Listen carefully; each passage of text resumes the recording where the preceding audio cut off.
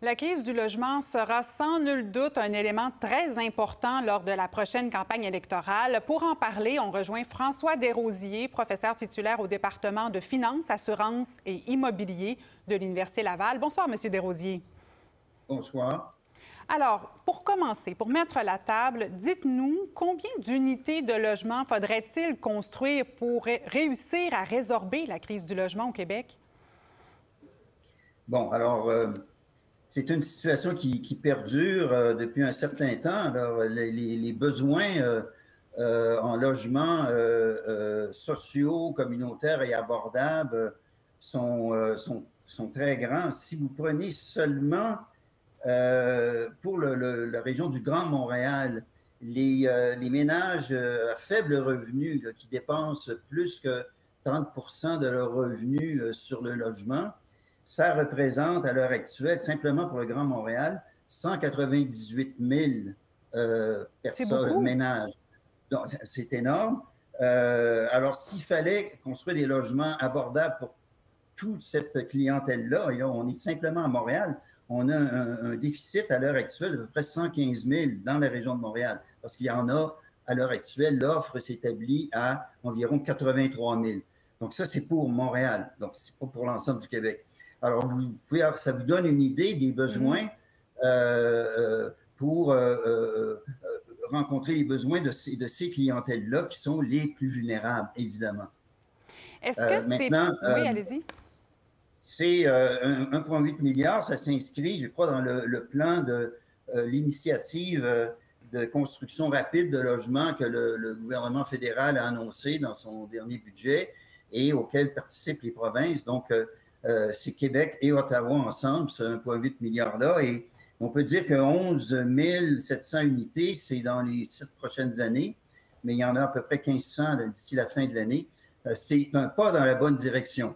Mais ce n'est pas suffisant pour régler le problème. Et pour tout vous dire, on ne pourra pas compter uniquement sur les gouvernements pour la construction de logements sociaux pour réduire ce problème-là. Est-ce que Il y justement le aurait privé, ouais, est-ce que le privé pourrait jouer un plus grand rôle là-dedans?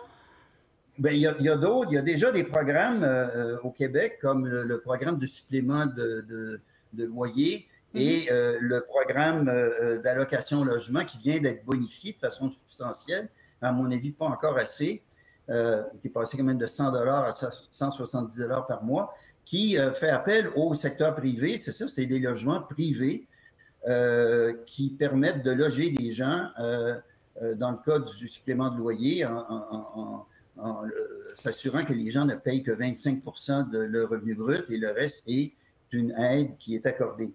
Mais je vous dirais que, à mon avis, il faudrait prendre exemple sur ce qui se fait aux États-Unis. OK. Dans quel sens?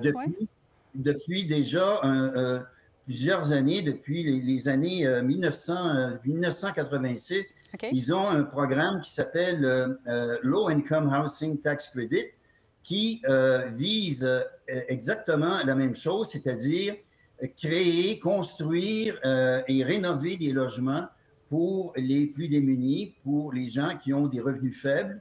Et la façon dont on procède, c'est par un abri fiscal que l'on accorde aux investisseurs privés et corporatifs. Donc, comme vous et moi, on peut investir dans ce projet-là. Et tout dollar qu'on investit dans la construction de ces projets-là, qui sont accordés sur la base des États en fonction de la population, eh bien, tous ces montants sont déductibles d'impôts pendant 10 ans. Okay.